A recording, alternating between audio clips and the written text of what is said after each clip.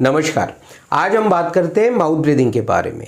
Mouth breathing क्यों करते हैं, इसकी वजह क्या है, उसको ठीक कैसे करना है, उसके बारे में आज हम पूरी बात करेंगे। देखिए, माउथ ब्रीदिंग का मेन कारण होता है नोज़ ब्लॉक होना। आपका जो नाक होता है, नाक का जो एक तो राइट साइड या लेफ्ट साइड कहीं ना कहीं आप ब्लॉक हो जाता है, जिसके कारण आप सांस नाक से सांस नहीं ले पाते हो और फिर धीरे धीरे आप मुंह से सांस लेने लग जाते हो और यही आदत आपको आगे जाके पड़ जाती है और फिर आप मुंह से ही सांस लेने लग जाते हो। तो ऐसे बहुत सारे लोग होते हैं जो रात में विशेषता मुंह से सांस लेते हैं, लेकिन कई ऐसे भी लोग हैं वो दिन में भी मुंह से सांस लेने लग जाते हैं, तो उनका नाक इतना बंद रहता है तो वो नाक से सांस ही नहीं ले पाते। ठीक है, तो अभी आपको पता हो गया है कि नाक बंद होना यही उसका कारण है।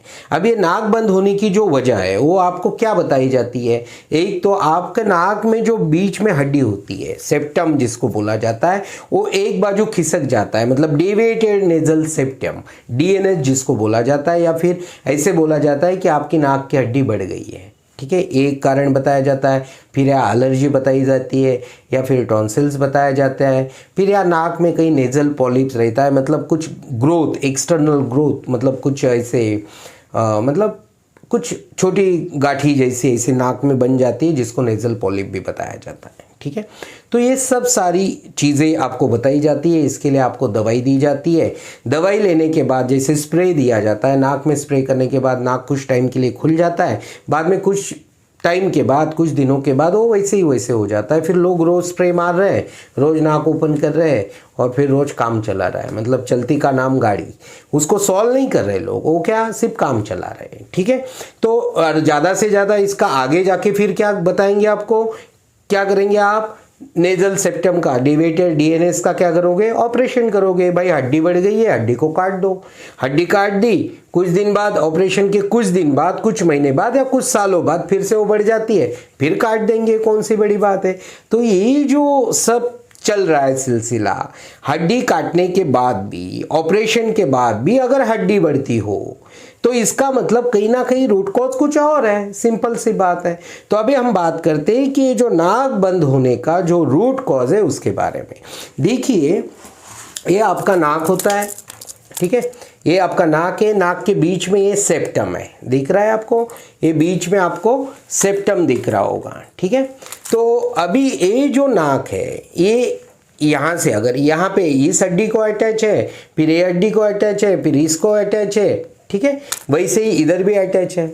मतलब इसका मतलब ये कि आपका जो नाक का सेप्टम है वो, अगर हम इस तरह से बात करेंगे, ये नाक जो है ये जाइगोमैटिक, जिसको चीक बोन बोला जाता है, इसको अटैच है। ठीक है, फिर ये आगे जाके जॉ को अटैच है। ठीक है, अभी यहाँ पे कान है, ये सब अंदर से अटैच है और यहाँ से कान से लेके यहाँ रिबकेज तक, यहाँ तक, ठीक है, रिब्स तक एक मसल होता है जिसको बोला जाता है एचसीएम। ठीक है, अभी ये जो एचसीएम है, ये एचसीएम टाइट हो जाता है।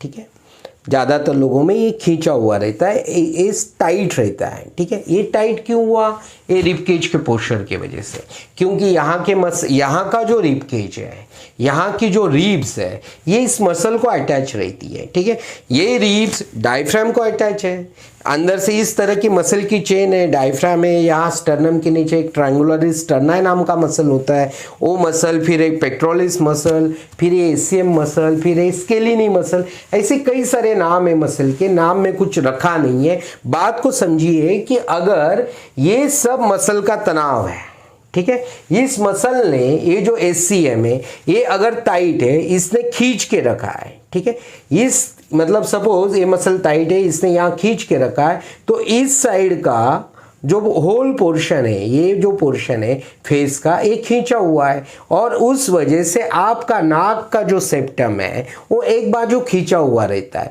तो इस तरह से खींचा हुआ रहेगा तो क्या होगा, एक बाजू बंद होगा, एक बाजू बड़ा, मतलब एक बाजू का होल छोटा हो जाएगा, एक बाजू का होल बड़ा हो जाएगा। देखिए, आज जितने भी माउथ ब्रीदर्स हैं वो अपना नाक खुद देख लीजिए, उनका एक होल छोटा रहता है, एक होल बड़ा रहता है। ठीक है, लेकिन इसके पीछे वजह क्या है, सिर्फ नाक में वजह नहीं है, इसकी वजह है कि आपका पूरा नीचे का जो मसल का चेन है, ये जो आपका रिबकेज का पोस्चर है, डायफ्राम है, ये सब उसके लिए रिस्पॉन्सिबल है। तो और दूसरी बात, ऐसा बोला जाता है कि जब चाइल्ड बर्थ होता है तो क्या होता है, ट्रॉमा के वजह से, मतलब कुछ इंजुरी के वजह से ये नोज जो सेप्टम है ये बिगड़ जाता है, मतलब डेविएट हो जाता है। भाई उसकी वजह ये कि सिर्फ यहाँ चोट लगने से नहीं होगा, चोट अगर पेल्विस में भी लगी ना, अगर आपका पेल्विस आगे गया तो डायफ्राम चेंज होगा, रिबकेज चेंज होगा, फिर रिबकेज का ऊपर का हिस्सा यहाँ की पसलियाँ चेंज होगी, फिर ये मसल पे तनाव आएगा, फिर ये खींचेगा, ऐसे बहुत सारा उसके पीछे सिलसिला है। ऐसे नहीं कि नाक पे लगने से ही होगा, ये भी मतलब इस यहाँ चोट, शरीर में कहीं भी चोट लगने से भी नाक का सिम्टम डेविएट हो सकता है, क्योंकि नाक कोई अलग सा पार्ट नहीं है, नाक कोई इंडिविजुअल पार्ट नहीं है बॉडी का, नाक ही पूरे बॉडी को कनेक्टेड है। अगर पूरे बॉडी को कनेक्टेड है तो सीधी सी बात है कहीं भी इंजरी हो उसका असर नाक पे आ सकता है। और मेन वजह तो ये है कि ये एचसीएम जो है टाइट है। अभी हमने रूट कॉज तो जान लिया, अभी हम बात करते हैं इसको सॉल्व कैसे करना है।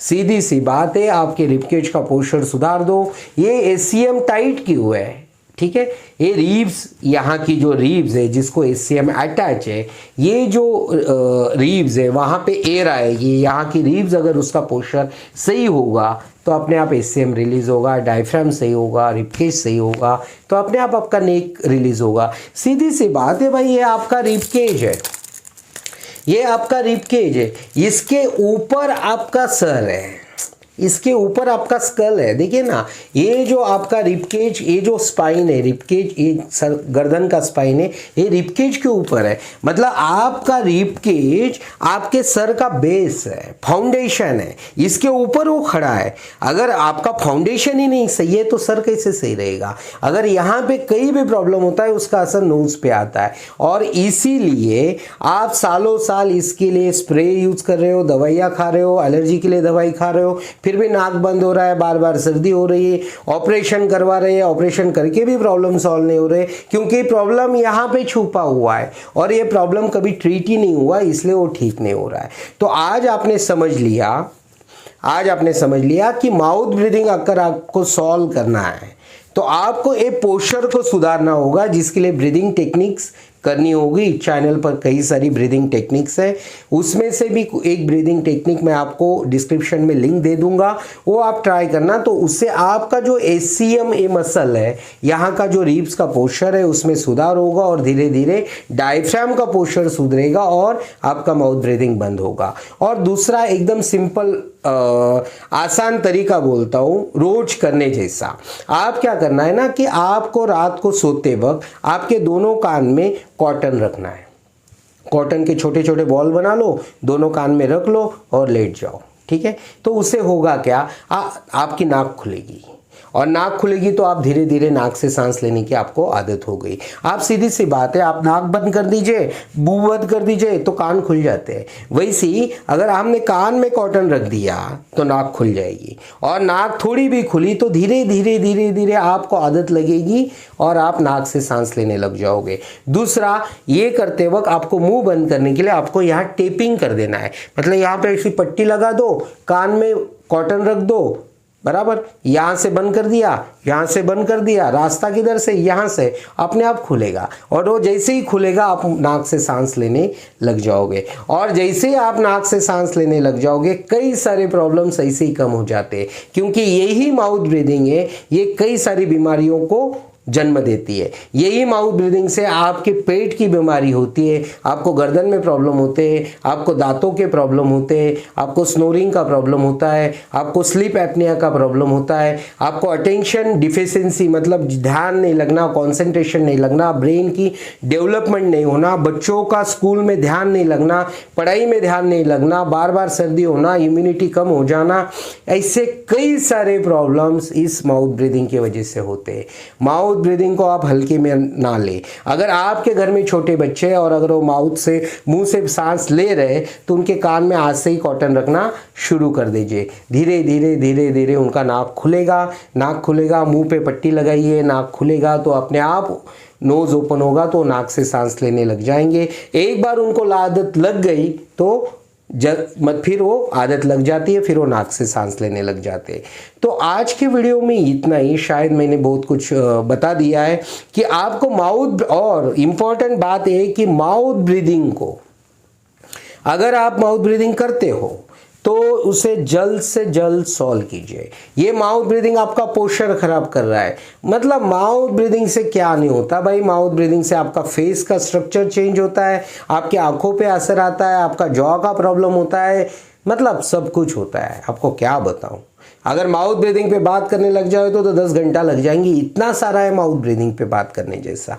तो आज ही आपको जो उपाय बताए गए उस पर काम कीजिए, ब्रीदिंग टेक्निक्स कीजिए और ये माउथ ब्रीदिंग सॉल्व करने की कोशिश कीजिए। तो ऐसी वीडियोस देखने के लिए इस चैनल को आप सब्सक्राइब कीजिए। माउथ ब्रीदिंग का जो सेकेंड पार्ट है वो आगे हम लाएंगे, उसमें बात करेंगे कि माउथ ब्रीदिंग से पेट की बीमारियां कैसे होती है, उसके बारे में उसमें बात करेंगे। तो वीडियो देखना है तो आप भी सब्सक्राइब कर लीजिए और ये वीडियो ज़्यादा से ज़्यादा लोगों तक शेयर कीजिए। आपने आज का वीडियो देखा, इसके लिए आपका बहुत बहुत धन्यवाद।